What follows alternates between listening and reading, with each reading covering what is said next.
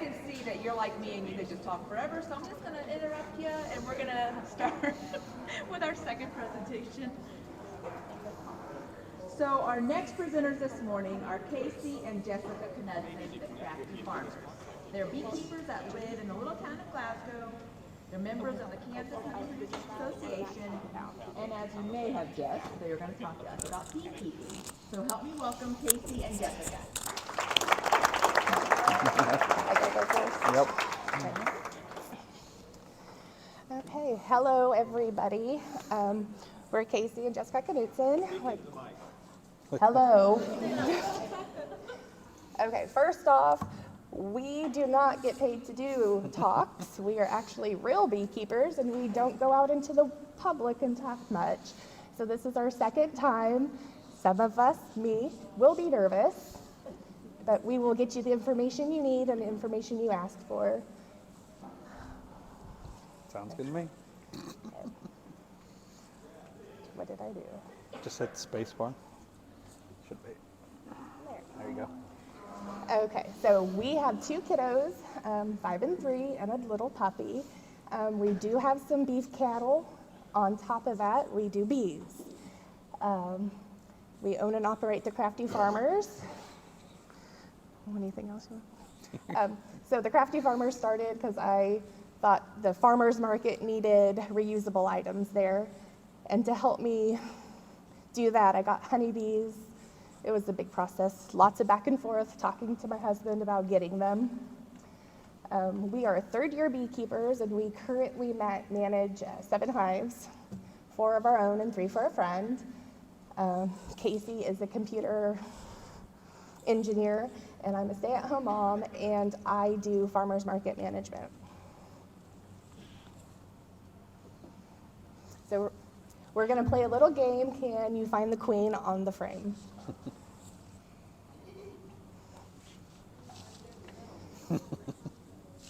Right in the middle. This one was a very simple example.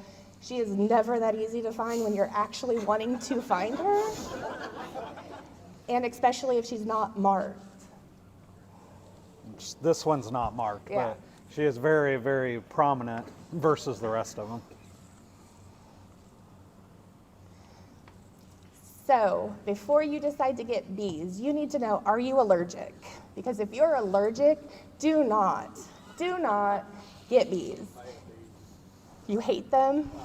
Oh, you have them and you're allergic? Do you carry an EpiPen? Very good. So a few symptoms. If you are allergic, your heart starts to race. You might skip a beat, kind of along the lines of a heart attack, essentially. Your hands and your feet will become very itchy and turn red. Swallowing and breathing, your airway will close up depending on where the sting is. If the sting is on your ankle, it's going to take a lot longer to get up to your throat, but if it's on your neck, your shoulder, your arm, it's going to be a lot quicker. Some doctors will prescribe you an EpiPen, even though you haven't been actually tested for an allergy. He does it for a precautionary. Keep Benadryl. Benadryl will help in some situations, even if you're not allergic. It will help reduce the swelling, the itchiness, and the longevity of the site irritant.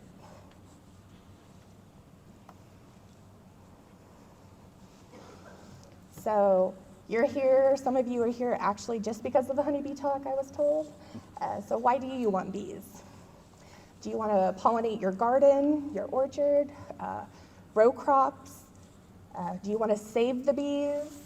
Honey for yourself, honey to sell, or just a hobby that's relaxing, which it's not. So the save the bees is actually like a myth. The honeybee is not extinct or in risk of being extinct. They are at risk because of pollen sprays and chemicals being used and a varroa mite. So it's not because they're going extinct. The extinct factor is for your native pollinators. So he talked about some of the native pollinators. So if you want to do that, do not do honeybees.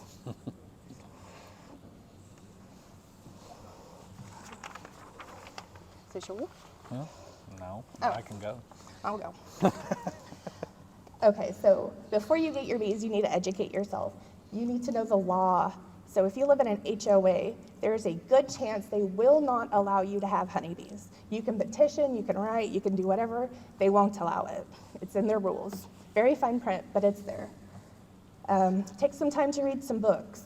Do that before you get your bees. You want to educate yourself the highest that you can before you get bees. It will make your life easier. If you can, find a mentor. That person will help you through everything. You can call them while you're in the hive. They'll come to the hive with you. They will talk you through, show you pictures, videos, or give you resources to help with the problem you're having. Clubs. We have several clubs in Kansas that do nothing but honeybee work. Teaching apiaries. Some of the clubs sponsor teaching apiaries where you can go hands-on experience with a master beekeeper and do inspections, identify problems, know how to fix problems, and just an everyday working of a beehive it'll help you with.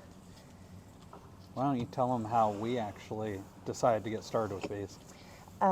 7 years ago, I wanted bees, and I was told it was the wrong time.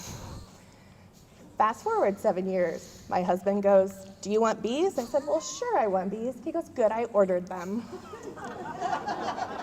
So that's how we got 2 hives, and within 3 weeks, we crash course, studied, watched videos, I read books.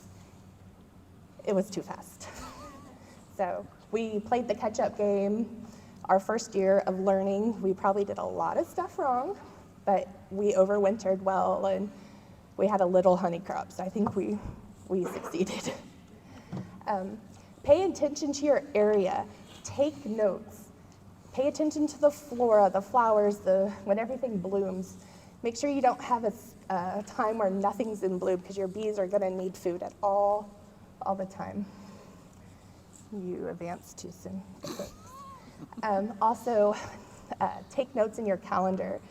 Make sure you take notes of when you've done your last hive inspection, when you've seen your queen last, what your frames look like. It's a lot of note-taking and a lot of documentation to be a successful beekeeper. Also, before you get the bees, make sure you have enough flowers. Flowers that produce nectar and pollen will make for a successful beekeeping journey. So these are just a few of the flowers we found that were very beneficial to our place. Plus we have a whole bunch of wild pollen, what are they called? Native plants that are around because we have the rolling hills and the meadows of our farmland. Salvia is one of my favorites. The bees are always all over it, so those are just a few of the ones I really like. So as she was speaking, how we got into beekeeping, it was basically we just jumped in feet first, because I had watched about 2 weeks of YouTube videos, and I'm like, looks like fun. So I ordered them, and I said, "You ready to do it?" Because I knew she was already entertained with it, with the idea and notion. But we are speaking from a little bit of experience. We've had them for 2 years at the point that we started considering ourselves decent beekeepers. Most beekeepers you'll talk to or mentors you'll talk to will say it's anywhere from 3 to 5 years before you should consider yourself a really good beekeeper, because just because you have one good year doesn't necessarily mean the next 2 or 3 are going to be. You could have different things each year and whatnot come up. One hive will behave completely different than the other. So a few years of getting started is really good before just deciding, oh, I'm going to go buy 10 more packages or 10 more sets of bees, and then you lose a lot of money because something goes wrong. So a lot of our mentors that we talk to say somewhere between 3 and 5 years is a good time to still consider yourself an introductory beekeeper. And as we said, we jumped in feet first. Luckily, we did a good job. We watched a lot of videos, got into the clubs, learned stuff. But the reason we bring it up is because, like Jess said, educating yourself ahead of time, taking a good year before you really want to start doing bees, just to watch YouTube videos, join a club, the open apiaries she talked about. We actually just learned about them in the last year, but they're literally bee yards that are state sponsored by the Kansas honey producers and the Northeastern beekeeping group that we're also part of. There's ones, where is it? Nebraska? No, where's Nikki's? Oh, Riley. Riley County, like just up the road. There's a set of 20 hives, I think, in that 15. yard, 15 in that yard. There's another set down by Wichita. There's another set in Topeka. So no matter where you happen to live in this general area, there is a open apiary that you could go and get to experience what it's like doing beekeeping without actually having any of the expense. Besides a Literally, suit. yeah, literally all they ask you to show up with is a suit just for your safety. And you can experience what it's like getting into the hives, doing an inspection, looking at the bees, all of that ahead of time. We didn't know that when we started, and there was nobody around the Concordia and Glasgow area that we were. So if you're interested in actually doing bees, we highly recommend doing that. Going and checking out an open apiary day. And they also have a fun day in Lawrence that has a whole day worth of nothing but bee activities, bee-related activities, seminars that you could also go to. I believe that's in fall, if I remember right. But we would recommend doing that prior to jumping in feet first, because as you'll see when I get to it here, there is a little bit of expense to getting started and whatnot. There's no internet. I can't look at it. Right. Another thing to think about before getting your bees is, of course, location, location, location. If you want them to have, of course, a water source, as the prior speaker spoke, they will actually fly up to 3 to 3.5 miles to go scavenging for food and or water, and that's in any direction from the hive. So a lot of people say they'll fly 5 to 6 miles. So they will find water, they will find food, but your location of where you put your hives makes a huge determination on the success of your hives. We, luckily, have just pasture land all around us for like 8 acres, so we could just choose optimally anywhere.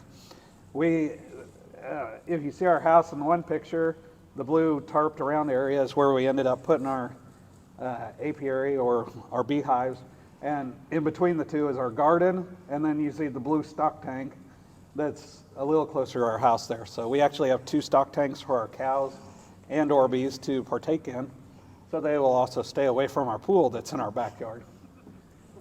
But yeah, location.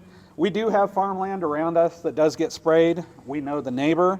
We tell him, give us at least 12-hour notice before you spray, and we'll lock the bees up so that they don't go out for the day that you're deciding to spray. It doesn't bother the bees to stay in 24 to 48 hours. And when they're spraying the field, we just close them up. And when they're done that evening, go open them up, and they just go about their business the following day. So if you have an area that has flora right around it, that would be the best. But again, you can pretty much put them anywhere, and they'll usually take off and thrive.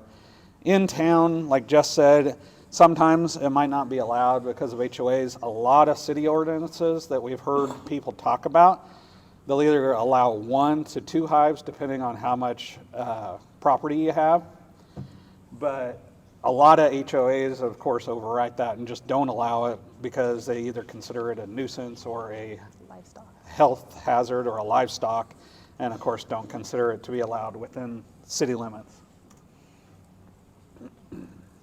All right, as far as potential equipment, we already touched a little bit on the suit, but as a beginning beekeeper, we advocate that a suit is a very good idea, and gloves is an even better idea. Even if you're not going to necessarily wear a suit, wearing gloves really helps, because it is super, super easy when being in a hive to just accidentally squish one of the bees or get them caught between your finger and the frames as you're picking them up. And once you smash one, the rest of them kind of get a little agitated. We'll talk a little bit about how you can alleviate some of that, but at bare minimum, the neoprene gloves is what we'd say at minimum. The leather gloves and a full body suit is still what I use to this day, and we've been doing it 3 years. Jess has one that's just a jacket and veil, and then uses gloves. But I still prefer to go the whole suit, and I wear shorts and t-shirt under it. But I like the full suit because no matter how much I'm bending down, moving around, the number one place I've been stung is on the ankles. If you have any exposed skin or any exposed clothing and they're not happy, they will let you know. So I've actually been stung more on the ankles than anywhere else on my body in the years we've done it. Where's the funnest spot you've been stung? My lip, and oh no, inside my nose. Had one fly up her nose. And I wasn't even doing anything with the bees. Yeah. I was out driving our mule around and it flew up my nose and then stung We me. drove the mule past. We stopped for 30 seconds to look at the bees, and one went right up her nose and stung her. Yeah, that was great. We weren't even doing anything with the hives that day. So, right? Yeah. Like that suit took my honey yesterday. That's your slide. I know. I'm getting the equipment. I see. Okay. As far as in terms of equipment that we potentially use and whatnot, we grabbed this straight out of the mule. It's our to-go kit that has all of our equipment. Sorry, I can't do that there. Essentially, we have our neoprene gloves that, of course, we use. We got the hive tool, which is used to pry apart the frames and take them out of the hive body. We got the frame puller that basically clamp onto the top of the frame and you can lift it up. There's a lot of stuff in here. I'm not going to go through it all, but if you guys have any questions or want to see any of the particular equipment at next break, feel free to come up and we can talk all about it. This is a mite testing kit. Basically, you put about 3 pounds of bees or 300 bees in here, and not 3 pounds, but 300 bees in it. Shake it, and then the mites end up falling off the bees to the bottom, and you can get your mite count. We'll talk about that more on the mite slide here in a minute. Bee brush, queen cage. Oh, sorry. Our torch for lighting the smoker. And I don't know if the smoker is on this slide. This is your number one friend as a brand new beekeeper, which is a smoker. You pre-light it before you get in the hive. You can use almost anything for fuel in it. Usually cardboard paper, dried pine needles, whatnot. Get it lit, get it smoking, close it up. The baffle, I'm not going to do it because I don't want you guys to smell it all day long, but squeeze this together and of course the smoke rolls out this end. As you get into a hive, you squirt a little bit of the smoke in the entrance. Give it about a 10, 15 second count, pop the top, smoke them a little under there, give it another 30 seconds, and then you can open it up and start going about your business. The smoke actually causes them to have, basically their communication gets blocked. Their receptors of how they communicate get blocked. So if one gets upset, it doesn't tell the other 15,000 that are in the hive that, hey, we got an intruder, you need to come help me take care of this. That's what the smoke does. Plus, they consider it basically acting like a fire, so it also causes them to go and start consuming some of their resources, whether it's honey or pollen or whatnot. So they're busy doing that because they're thinking, oh, there's a fire outside the hive. They're busy doing that. They're less likely to bother you as you're looking through the hive and seeing what the status is of it. So, what's our, hive body parts is next. All right, as far as hives, in nature, bees, of course, will use any and all crevices to make a hive. Wild bees will use almost anything. Hollowed out trees, empty buildings, barns. We've taken one out of the side of a barn, behind the siding of the barn once. We went and looked at a couple that were in a tree, and unfortunately, one they didn't want to cut down, and the other was too big to cut down right next to a house.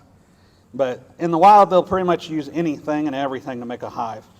As far as actual domesticated beekeeping, the Langstroth hive, which is the one in the middle, is the most popular and easiest for most beekeepers, and the one that almost everyone would recommend as a new beekeeper, only because it's the easiest to take apart and inspect and look at. This one over on the right is what's called a horizontal hive. I don't remember what the other name is for it. Top bar hive. But it's easier because you don't have to lift as much weight. So older beekeepers or people with bad backs, whatnot, over here all you have to lift is the individual frames, as opposed to over there you might have to lift the whole entire what's called a box or brood box. You want to show a couple different pieces. We did bring a brood box and a honey super with us along with the frames. A brood box is the bigger box, the one up there that's called deep super. We call it a brood box.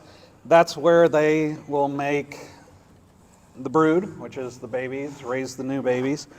They store the pollen and nectar, and they also will store their honey that they consume in order to live in those frames. And they call it deep box or brood box because the frames are bigger and deeper. Whereas, go ahead. Whereas that is what's considered a honey super frame. So the brood boxes are permanent for them. They stay in place all year round. The honey supers and the honey super boxes we put on once the nectar flow starts, which will be probably around the end of April, whenever we start seeing a lot more of the other flowers start. The purple henbit and dandelions and maples, of course, are already going now, but once a lot of the others start in about 2 to 3 weeks, we'll put our honey supers on, and that's when they'll start actually producing extra honey that we will then harvest. Any honey that takes place or that is stored down in the big boxes, the brood boxes, is considered honey for them to consume throughout the year, making their brood, or honey that they will ultimately keep stored through winter that they will consume over wintertime to make it through winter. If come springtime they have excess honey on those frames or have too many that have honey and not enough empty cells to produce brood, then we can take them out, extract them as extra, and go ahead and harvest it. But as far as throughout summer and into fall, any of the big frames that have honey we leave, any of the small ones that we put up top that are extra, we then go ahead and harvest that, and we don't leave the smaller frames, the supers, on top of them throughout the wintertime. Talking a little more about some of the equipment. If some of the hives, when they come out of winter, if they've overwintered good, but they come out of winter with less than stellar amount of resources or food within the hive, whether it's because the bee population was super large over winter, or we just had a really cold winter, really long stints of cold, like we did this last winter, to where we had temperatures around 0 degrees for 3 weeks. Our hives this year, when we opened them up about 3 weeks ago for the first time, have a lot less resources. So in spring, and we'll talk a little more about this later in our slides about what we do a little more, but you can actually feed sugar water to them in springtime, a 1-to-1, 1 part sugar to 1 part water combination in the springtime that'll help them for food and resources just up until the point that the pollen and nectar start for the season. It'll give them a boost so that they've already got some resources stored so that when pollen and nectar actually start, they can focus on producing honey instead of producing food just to stay alive. So a lot of beekeepers will feed sugar water in the spring to help them get started and have those resources for just living in the springtime. But once we put our supers on top, you stop feeding the sugar water because otherwise they will produce fake honey out of the sugar water, which is not actual real honey. It'll taste a lot like it, but it doesn't have any of the good stuff, the Pollen. the microbials and the things that are good in honey, the good for you in it any longer, because it'll basically just be sugar water that they've converted into honey. So it'll be closer to what you could buy in the store at that point. But there's a couple different feeders here that's actually all 3 of those in the white are in-hive feeders. The black one actually would hang in place of a frame, so it would be right next to where they're at, and is really good for if the temperatures are still super cold, but yet you want to feed them. It's right next to them. The far left one you would actually set on the top of the hive, well, inside the hive, but on top of all of the frames, and they actually come up through that middle, and the whole black tub is filled with sugar water. Holds 1.5 gallons, 2 gallons, I think. Almost 2 gallons. And they can eat that way. Or the blue one, which are the type that we use, you can actually put over top of a hole inside the top of the hive, and it just has a circle with holes, and they just drink the water from the underside of it. That's the style that we at least use, but the other two are more popular in bigger apiaries because you refill them less often. Yeah, commercial apiaries. What's next? Okay, we talked a little bit about equipment. Now let's talk about how you can actually get started with bees. If you've got to the point that you're feeling good enough, you've done either some mentoring or gone and seen a hive, done the open apiary, and you're like, I'm ready to jump in, let's get some bees. In Kansas, the two ways that are the easiest to go about getting bees is you can either buy a package or what's called a nuke, or nucleus of bees. A package is what's over there on the far left, and they literally shake 3 pounds of bees into this box. It's a wood box with wire mesh on each side.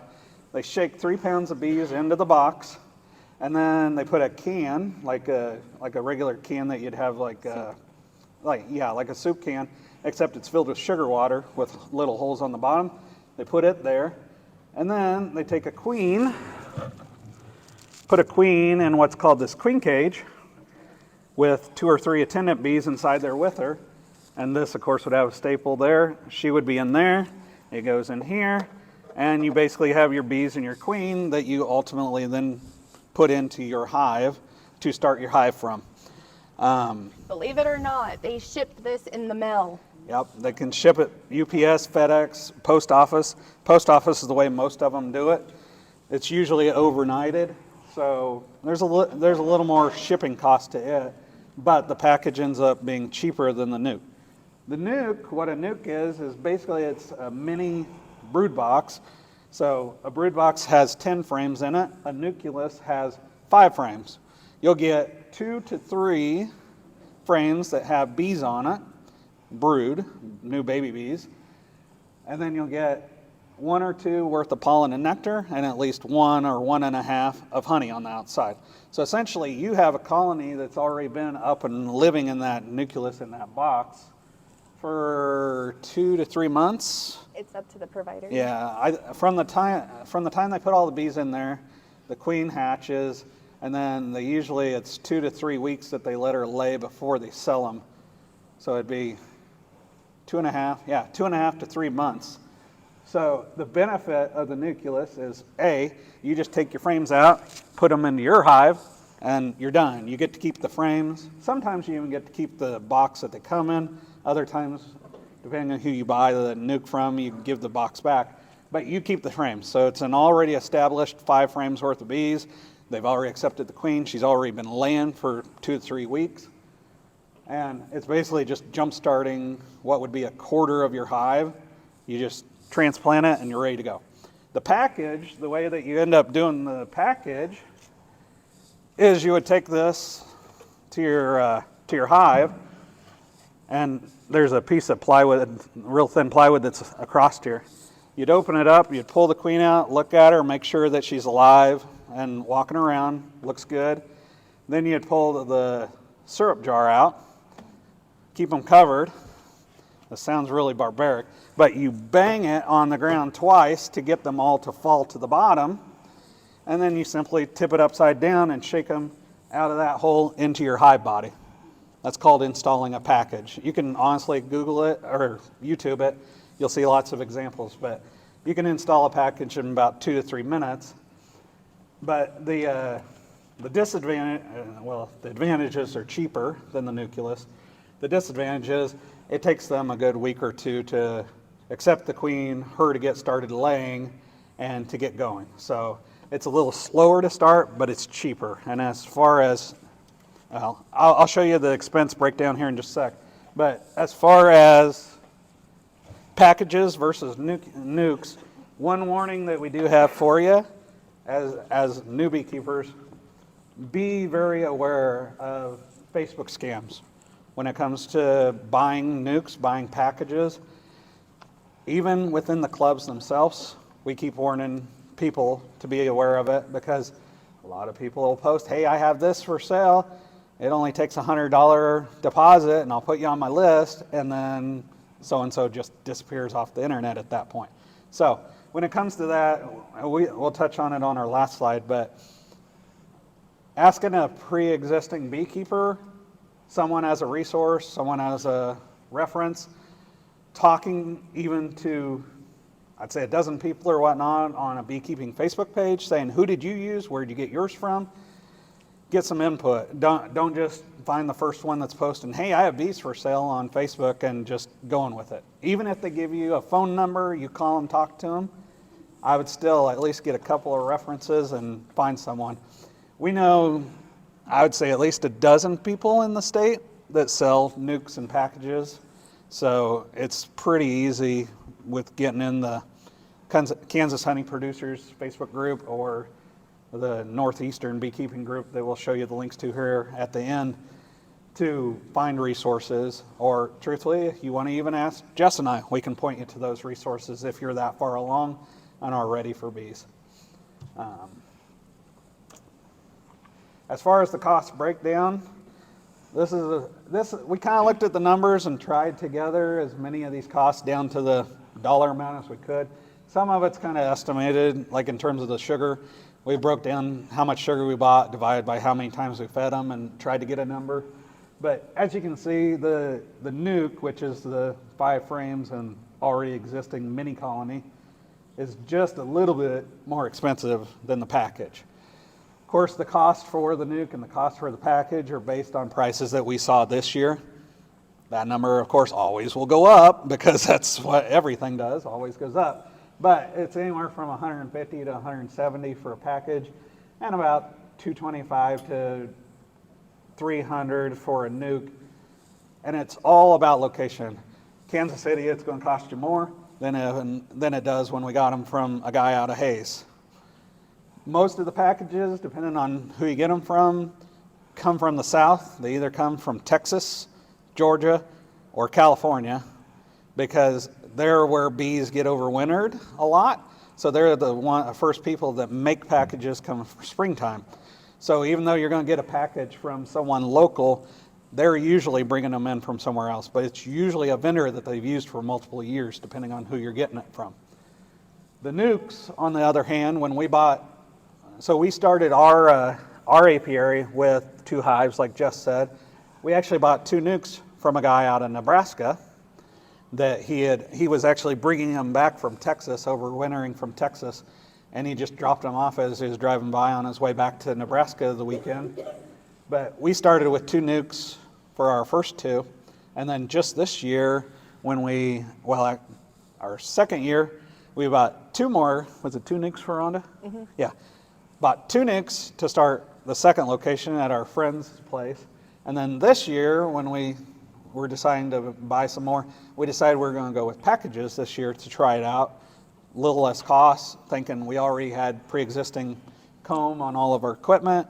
We didn't necessarily have to have the nuke. If we have time at the end, we can tell you some funny stories about how that went. But from now on, we will only be buying nukes, I think. Yes. And I think a lot of it had to do with, we got on the first delivery that happened 3 weeks ago. And what temperature was it here 3 weeks ago? 30 degrees. 31 degrees overnight, the night that we had to store them in order to install them the next day. So we actually had some problems. We're pretty sure with our queens getting too cold, and she did not want to lay, so we actually ended up getting some new queens. But we can talk more about that at the end if we have time. We have plenty of stories if you want to hear it. That's mine. If you want to keep going, I'll let you. You want to go? I'll let you. You just want me to keep talking? I'll do this one, and then you can do the next one. Okay. As far as honeybees, the caste system that they have is basically broke down into Well, this shows 3. I would say that there's 4, but three different jobs that they can have in the hive. Of course, each hive's only going to have 1 queen. Usually a queen will live 3 to 4 years, depending on how big the hive is and how busy she is. The worker bees, which makes up 99.9% of your hive, are the ones that do all the work in the hive, from the time that they're born, that they're nurse bees and are taking care of the newbies, to the time that they get about midlife and start doing the security of the hive and watching the front entrance, to later in life when they actually become foragers and are the ones that go out and do all the pollen and nectar collecting. And then the third type of bee is, of course, the male bee, which is actually very minimal, less than 1% of the hive. Basically does nothing other than flies out and mates with other like in real queens life. from other hives. And then if you didn't know it, once they mate with a queen, they actually fall out of the sky dead. So their whole purpose in life is to stay in the hive, eat, drink, and then go out and procreate, and when they do, they die. But as far as the number of bees in a hive, there is 10,000 per hive, or 13? About 30. 30,000? About 10 to 15 a box. Okay, yeah, 10 to 15,000 bees per box, and if you have a double deep box, you could have about 30,000 bees in a colony. And as we said, there's 1 queen, and the drones, there's actually about 3 times a season that they'll make drones. They'll make early spring drones to initially mate with. The middle of summer, there's a lot less drones made versus worker bees. And then in fall, there's a uptick in drones being made right before winter kicks in. And surprisingly, there are 0 drones over winter. They're not needed. They all get kicked out of the hive and either die or just go somewhere else over winter. You don't have any drones over winter until the queen lays the initial batch of them come springtime. Like I said, probably less than 1% is drones in there. But a very good indication that they're getting ready to start ramping up their numbers in spring. They make drones first, so when we start seeing that, we know that they're getting ready to start brooding up and making their bees to start into the springtime. So they are a good indicator of your season getting ready to start.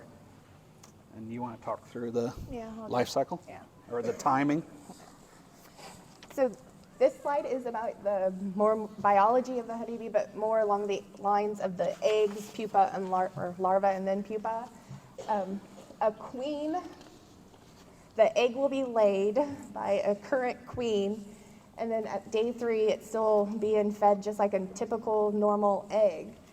And then at day 4, it's determined if she needs to be a queen or not, that egg. So the worker bees will make that decision. There's no real reason why they pick that egg. They just do. And then they give it an abundant amount of royal jelly. And that royal jelly will cause that egg to start its fertilization and give it reproductive organs and to become a queen.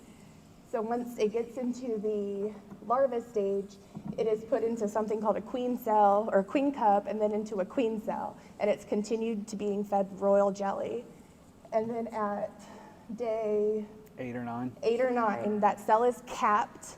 That pupa or larva at that point stays in there, eats the royal jelly, eventually becomes a pupa, and at day 16 will emerge a queen. She's a virgin queen at that point, which means she has to go out. Well, she might have to fight off other queens that are hatched at the same time. But then day 18, she'll go out and do what's her mating flight. She'll mate with about 4 to 6 drones, come back to the hive, and take about 10 days to start laying. So a virgin queen is a lot harder to rely on for brood production, whereas you can order and buy mated queens that already gone through that whole process. So a worker bee, which is the female bees, they have all the other jobs in the hive. It's the same process there. The egg is laid, It's fed. They're also fed royal jelly, but at some point it stops. It's day 3 or 4, the royal jelly feeding stops. And it becomes a larva, and then it's capped, and then it hatches on day 21, and that's when it starts its nurse bee journey, and then goes on to be a housekeeper, guard bee, and then a forager. And on the drones, which is the bottom, same thing happens. The queen, though, knows that they need drones, so she'll lay unfertilized eggs, and it does the same thing. Day 3, it's stopped being fed. Day 10, it's capped. But drones are in the cells longer than worker bees, and they come out at day 24.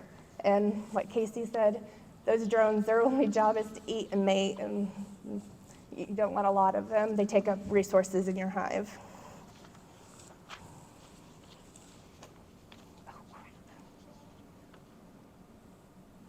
I hate that computer. That's all right. No worries. Okay, we talked about the life cycle of the bee there, and so from day, what was it, day 8, 9, somewhere but right before the cells are capped, which is and they get capped at day 8, so about day 6 or 7, if you happen to have what are called varroa mites, they actually go into the cells and attach onto the larva as the bee is developing, and use the fats and lipids and nutrients of the larva to actually grow and reproduce. So when the cell then gets capped, they basically have 10 to 15 days, depending on which bee it is, 10 to 15 days worth of free eating and not getting bothered by any of the other bees, or possibly falling off when a bee goes flying, because the bee's developing. The varroa mite is actually a new pest or nuisance within the last 5 years? 20 years? Oh, okay. Last 20 years, having migrated over from overseas and whatnot, but it's one of the newest pests versus a lot of the others that can bother your hive. And speaking of others, we'll show you a few others, and then we'll talk about what you can do about them. And of course, other than varroa mites, oh, did I miss? You did. Sorry. Oh, on that same slide, we actually had waxworms, or wax moths, and hive beetles. Wax moths usually will not bother or invade a strong, healthy hive. Wax moths are more of a possibility if and when a hive is actually getting ready to fail, and either the bee population has decreased or the bees have just left the hive. Wax moths then move in and just consume the wax and the resources within it, because otherwise bees will actually keep them out, throw them out the front, propolis them up with just sticky resin around them and basically cocoon them.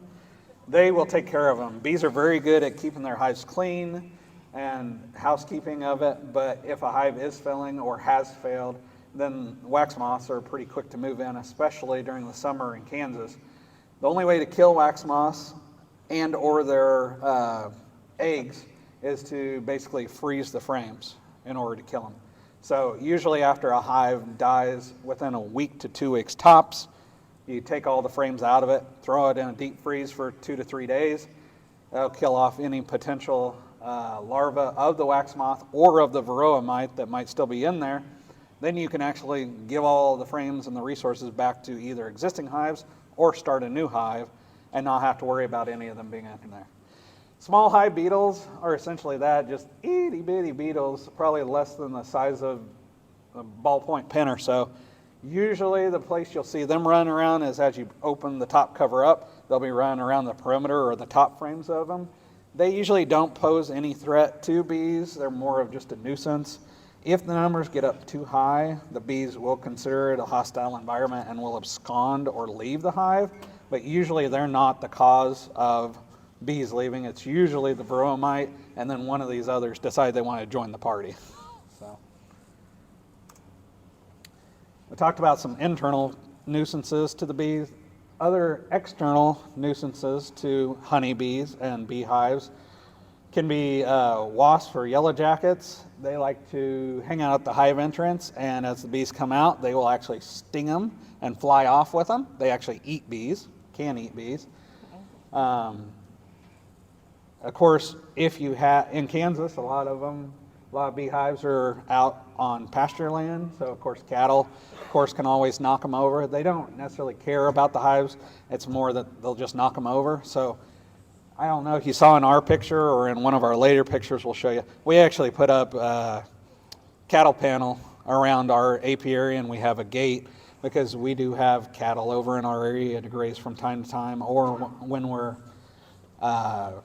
calving over at the farm, we'll bring our bull and a steer over to our area and hold them. So ours are actually fenced off because we do have cattle in the area every so often. Bears, of course, are more of a nuisance. Colorado or northern Montana, Tennessee. All that. So Tennessee, yeah. But the way to protect against them, of course, is electric wire around your apiary or to electrify your existing fence. Possums, raccoons, skunks, and the top picture is a mouse that got in the hive and, of course, decided to make a nest inside one of the hives. It's not our picture, we just pulled one. But we actually had a mouse get into one of our swarm traps this spring. A swarm trap is just a nuke that we put out in the pasture and cross our fingers so we can catch some wild bees to then put into our hives. Well, one of them, a mouse got in and completely ate the wax and honey and any resources that was in it, and all that was left in the bottom was just a huge mess. So that's our only experience with mice. We've had a possum at our hive and took care of it, and we, I think, have had at least one raccoon over this past winter bothering the front of our hive because we had claw marks on it. The possums and raccoons mainly will just sit at the front of the hive and eat the bees if they come out. Usually it's more of a fall or early spring that they're messing with them. Usually in the middle of summer, the numbers are too high that they'll sting them enough that they'll leave them alone. But when it's colder and fewer bees are coming out, that's when the possums and raccoons will bother them. Same with the skunk. As far as treatments, the treatments on this slide have to do with treating the varroa mite. There's a few different methods you can do. There's both chemical and non-chemical ways of doing it. A lot of people that want to try to go the non-chemical route of treating for them will say the easiest way is to have a break in your brood pattern. So that queen that's laying eggs continually, cage her up for 5 to 7 days? 14 days. Cage her up for 14 days so that the existing eggs all hatch out, and then you basically she'll start laying again. You'll have a 14-day break that basically there will be no brood for the varroa to get in on and be eating and reproduce on. So then when the new batch gets laid, there's less of them in the hive. It's not a guarantee because the varroa, if your hive doesn't have any or you have low numbers, you can actually get varroa brought in from your bees. They go out, get on flowers, mingle with other bees. They can actually get them from other bees and bring them back to the hive. So just because you don't have any doesn't mean you won't ever have any. But once you have them in it, you can do that brood break to lower the numbers, or you can go the chemical route of treating them. And there are safe natural chemicals you can use, and then there is the more advanced human-made chemicals that you can, of course, use. I'm not going to get very in-depth with any of them, but the three most popular with beekeepers is what's called Apogard, Formic Pro, and oxalic acid. Each one has pros and cons. Each one's have certain times that you can use them based on temperature and or time of the year, number of bees in your hive. But we just put it in to basically say there are ways to take care of the pests. We've erred on the side for our 3 years we've done it. We've treated, the first year we treated once for the varroa mite. This last year we didn't, we did a different treatment. We did the Apogard as a different method just to try it out. And then we actually didn't treat going into winter this year at all. We kind of like to err on the side that unless we see a really, really big problem with them, we'd rather take a chance and let the bees try to take care of it. But at the same time, the oxalic acid, which is the least harmful to the bees, I'll use that first versus the other three that are more harmful to them. So, and like I said, there's different times, different temperatures that you can treat with different ones. But as far as wax moths and small hive beetle, we talked about wax moths. You basically just freeze the frames to get rid of them. Once you take them out of the freezer, if you see indications of the wax moth, you can use the hive tool and take those pieces out of the comb. But just because they're already dead, the bees would also go ahead and clean it up. But we usually just clean it up off of the frame before we put them back into the hive. And then small hive beetles, there are little plastic traps you can put cooking oil in to catch them. Or you can also use Swiffer pads and just lay them across the top of the frame, like the bottom left one is there. And they actually get their legs all stuck in it, and they'll just die from getting stuck in those. Small hive beetles are a lot more prevalent and a bigger problem the farther south you get, because they like heat, but yet they like shade. So down there where they can have the heat all year long, and of course during winter where there's longer times of shade, the hive beetles are more prevalent farther south you get.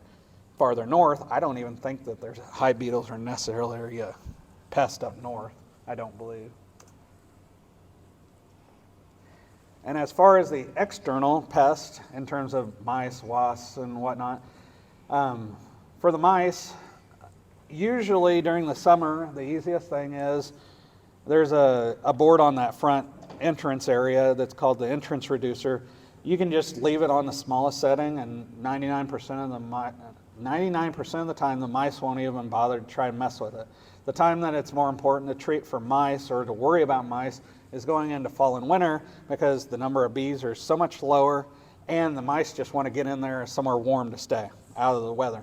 So the easiest thing is, come wintertime, that top right is what we use. It's called a mouse guard, where when it's on the bottom setting, the bees can still come and go all they want.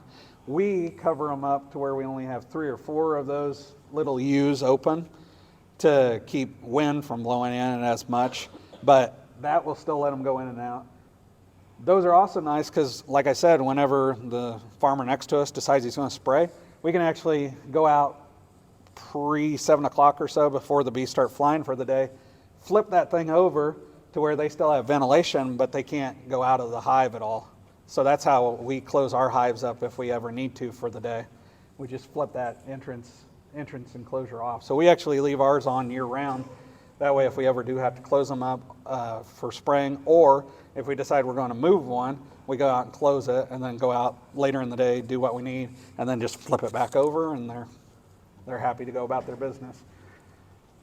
And then, of course, I already touched on skunks, possum, raccoons. If you can find them, catch them, take care of them yourself. Livestock, fences, and/or electric fences make the best deterrent for them. You gonna do honey extraction? Yeah, I'll dog. Okay. So, honeybees make honey. I had a lady at the farmer's market ask me what plant I bottled my honey off of. That was a nice long conversation with a wonderful woman that did not make any difference because she still asked about the plant. Right, yeah. So, honey extraction usually happens in about August or September. It's whenever the nectar flow comes to an end.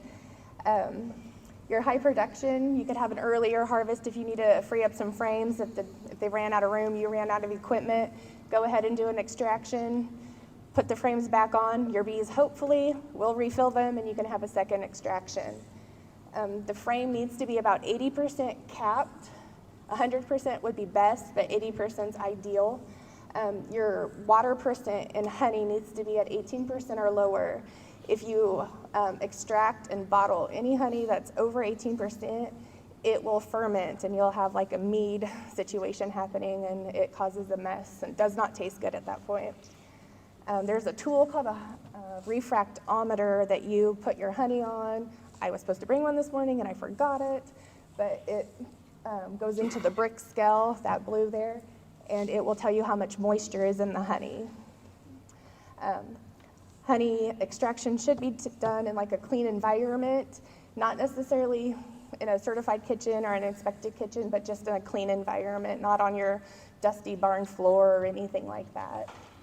This gentleman just built a little trailer and he does a lot of demonstrations, so that worked the best for him.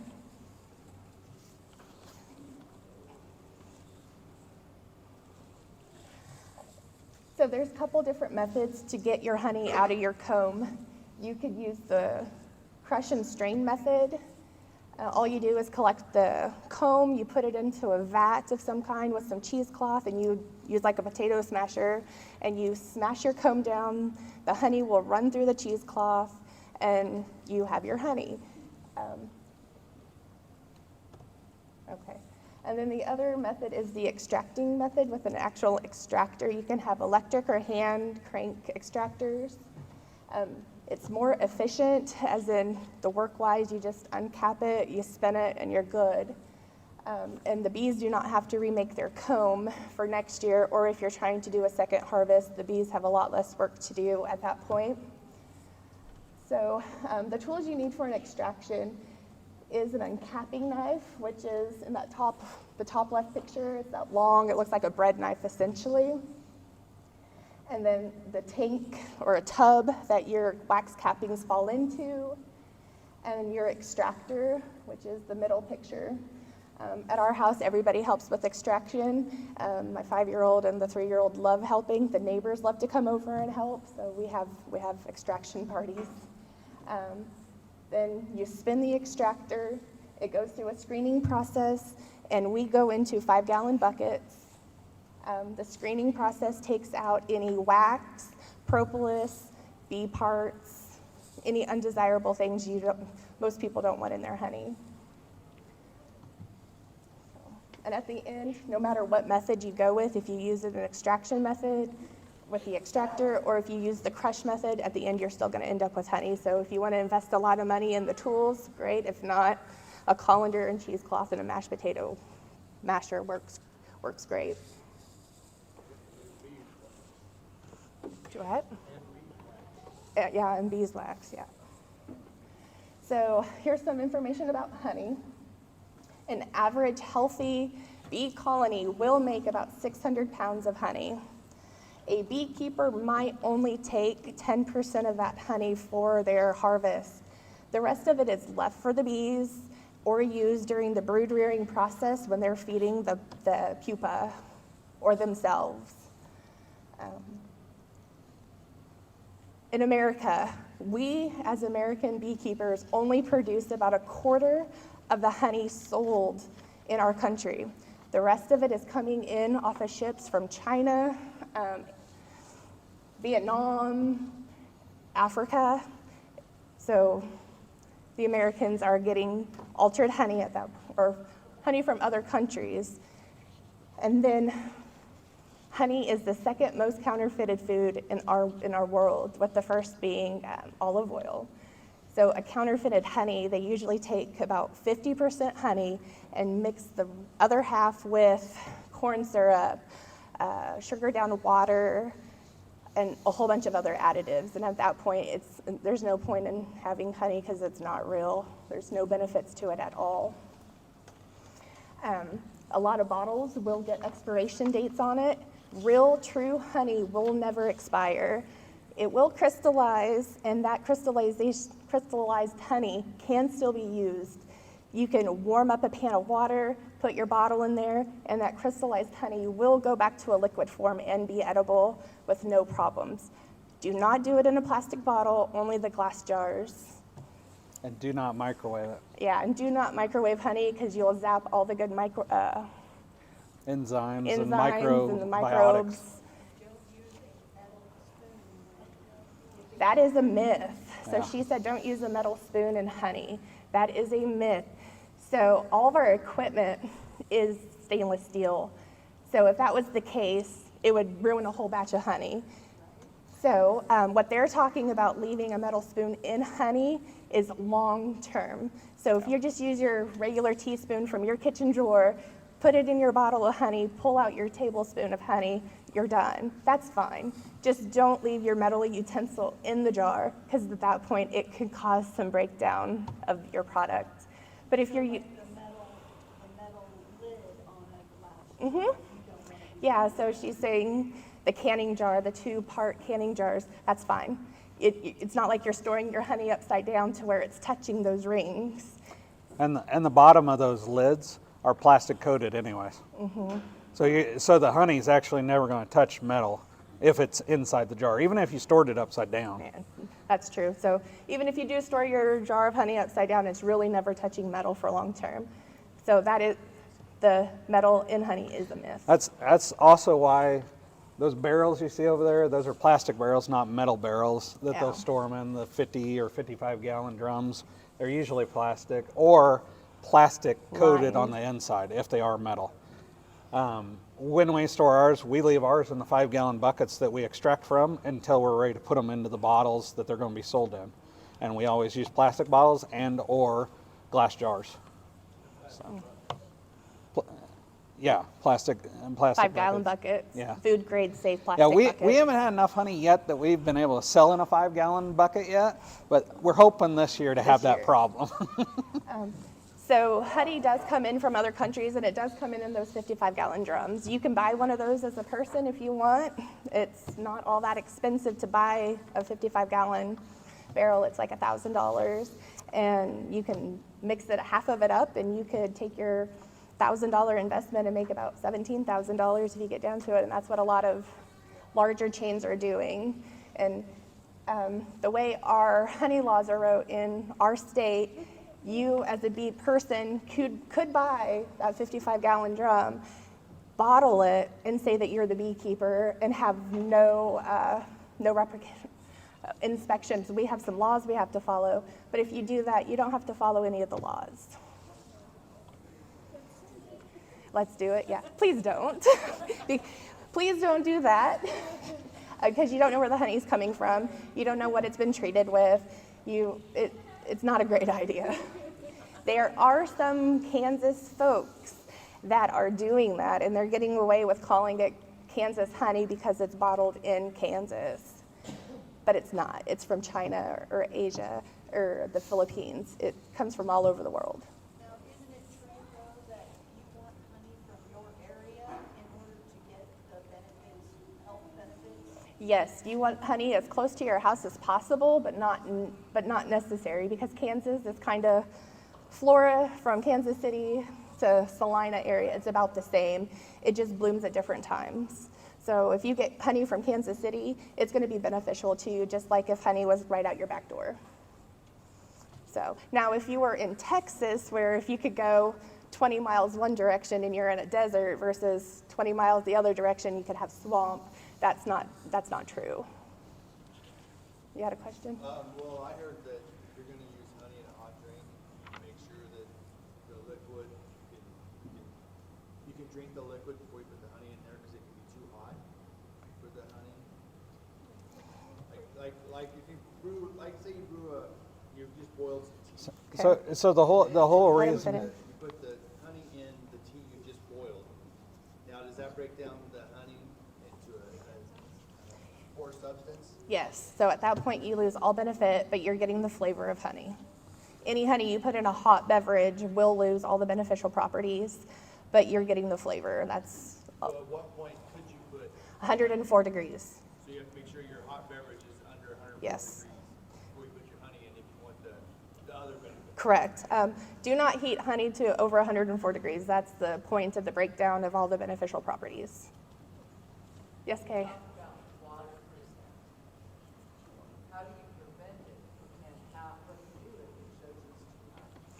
So the question is about the honey percentage and how to prevent it, and what do you do if it is too high? Well, if it's too high, you don't take it. You test a frame before you do your extraction. You'll take one of your honey frames and your refractometer in the bee yard, and you'll just smear a little bit on there. You'll break the comb with your finger or whatever, a spoon, and you'll test the percentage in the bee yard. If your refractometer is showing it's still at 22%, don't take it. Just leave it. The bees will fan it down. They'll cap it at that point, and then you'll know it's ready to go. The bees also know when it's ready to go, so if it's capped, it's generally ready to go. The bees don't like fermented honey either. To prevent it, that was the other part of your question? Yeah, the bees, you don't extract it. You just let the bees leave it. You leave it with the bees, and the bees will take care of it. So just to add to that point, the only time that we would extract any honey that is above 18% is if it's not most of the frame. So like if the frame's half capped and half uncapped, and we're at the end of the season to where we're going to pull the supers off anyways, we'll go ahead and we'll extract it. A lot of bigger beekeepers will go ahead and extract it.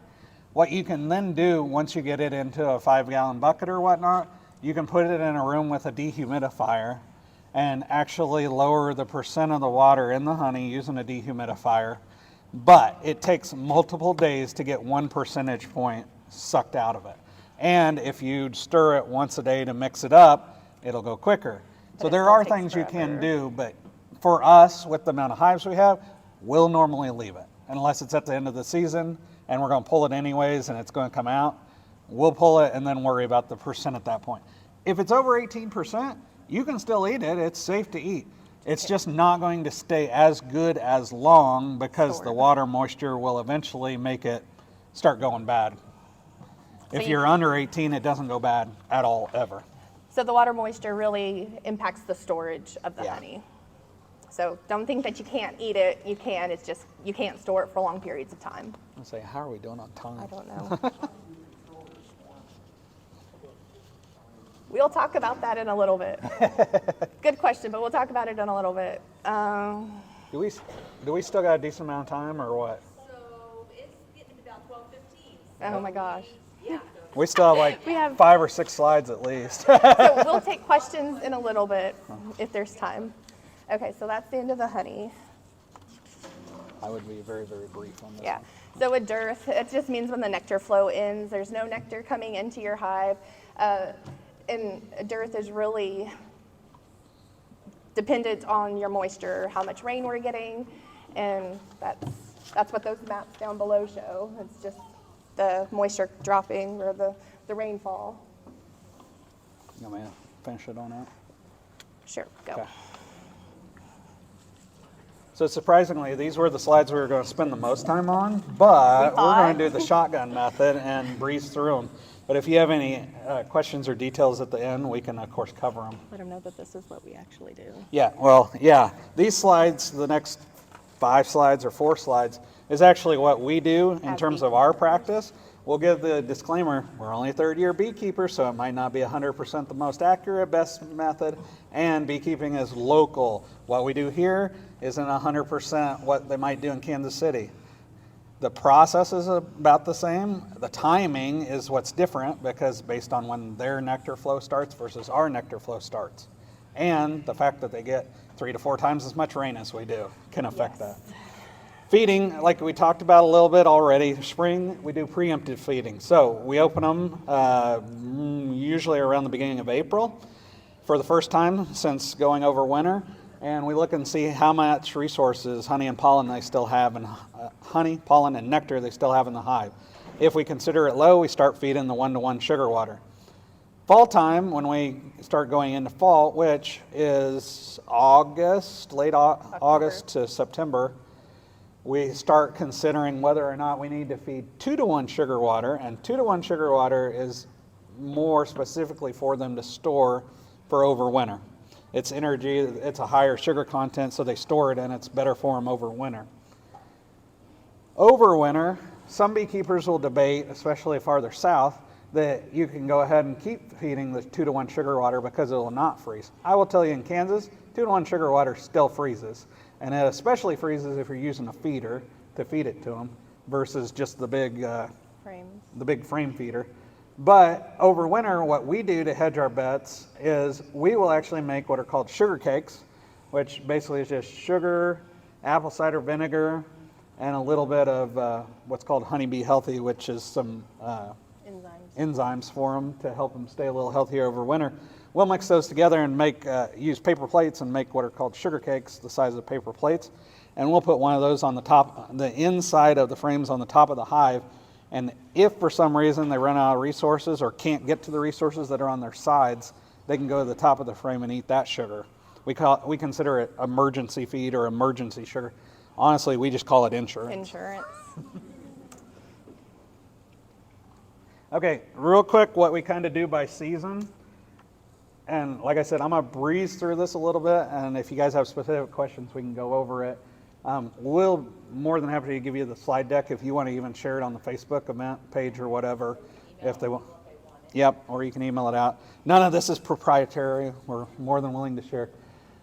Springtime, basically inspect your hive, see how much food they have left, see if there's any equipment that you necessarily need to swap out that got too much moisture over winter or whatnot, and replace those parts if you need to, and or add to the hive if you necessarily need more parts.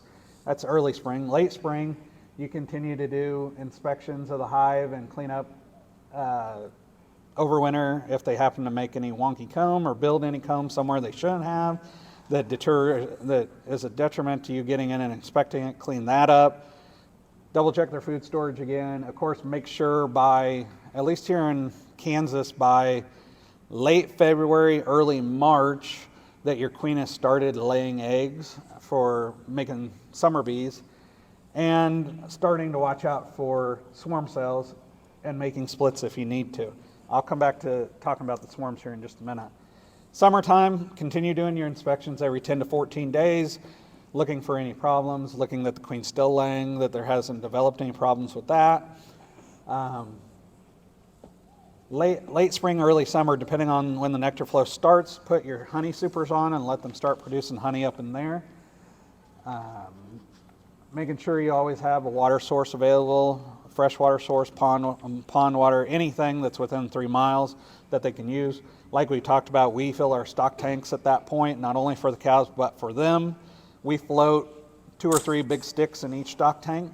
That way, as they drink and happen to fall in the water, they have a way to get out. We have less bees drowning in there when we have that.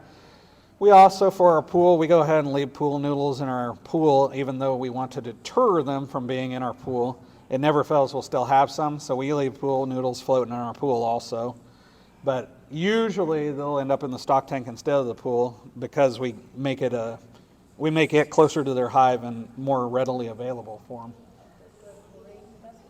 They actually like chlorine water. The dirtier the water, the more the bees like it. Minerals. Because they use the minerals out of it. Even chlorine, they actually like and prefer over plain water. We actually have a pond right across the road from where our apiary is, and as long as it's not dry, I believe they go there first, then they go to our stock tank, then they'll go to our pool. If our stock tank's empty, they'll go to the pool. Because they do. They like the chlorine in the pool, and we found that out last year.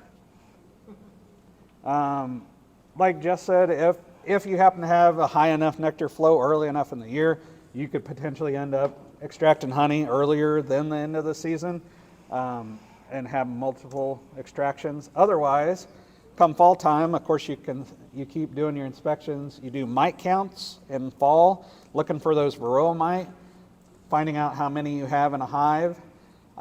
If the mite count is too high, you then start treating for them to drop that. And the main reason you do it in fall is because you want the mite count to be low or nothing before you get ready to go into winter. We actually didn't touch on this, but there's actually 2 types of bees that are produced throughout the year, at least here in Kansas. You have summertime bees that have a lifespan of 45 days. They live for 45 days. They do all those different jobs in 45 days. When it comes fall, October, early November, the queen actually will switch it up and start producing winter bees. Winter bees actually live 3 to 6 months. And it's mainly because they're not going out foraging and they're not working themselves to death like the summer bees are. They actually are bigger, they actually are fuzzier, but it's all because they're not going out and working. The whole purpose of the bees over winter is when it gets cold enough, they'll actually cluster together and vibrate and keep themselves warm by vibrating, and they form a cluster and keep themselves warm that way. And of course, the queen's usually in the middle. The queen doesn't lay over winter except for, I think from our stats we saw, our queen laid twice over winter, I think.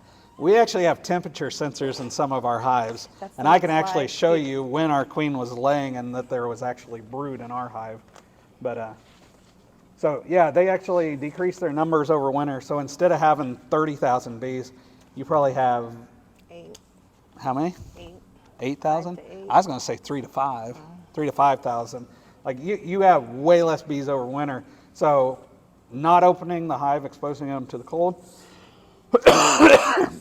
and having that mite level low going into winter will make your chances of the bees surviving all the way through winter extremely more high.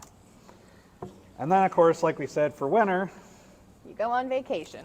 yeah, you take a 4 to 5 month vacation and forget all about them, right? No. Oh, no. So, where's my, One more. one more? There you go. Yeah, so pretty much anywhere from October to the end of February, at least here in Kansas, sometimes into March. The only time that you want to open your hives up is any day that's over 40 degrees. We say 40, most people say 50, but 40 degrees and little to no wind. And of course, you guys know how many of those days exist in Kansas. Ours, it's a little easier because we have the wind block that we put up for wintertime, that blue tarp around ours, which we'll actually take down for summer here in another 2 to 3 weeks.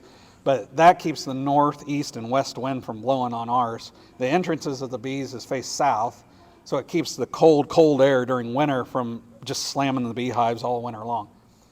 We also put what are called quill boxes in the top of ours, which is a box that has nothing but pine shavings in it to suck up extra moisture that might occur within the hive also. It's another insurance that we have, just like our sugar patties.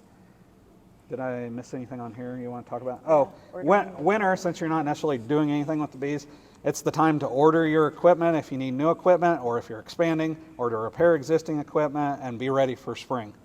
That's the main thing of winter. And of course, if you have those warmer days, crack open the top, see if they're eating any of those sugar cakes if you have those. If you don't have those, crack the two brood boxes apart enough to be able to kind of see top, bottom. Are there a lot of bees? Does the cluster still look good? But you literally don't want to be in there more than 2-3 minutes tops, because their whole thing is they're trying to stay warm, and the shorter time you have the hive open during the winter, the better. And I think the only slide I have left is my technology in the beehive. So this is above and beyond. Like I said, this is overkill, but cool. We actually have temperature probes in at least some of our beehives, if not all of them. Well, I guess all of ours.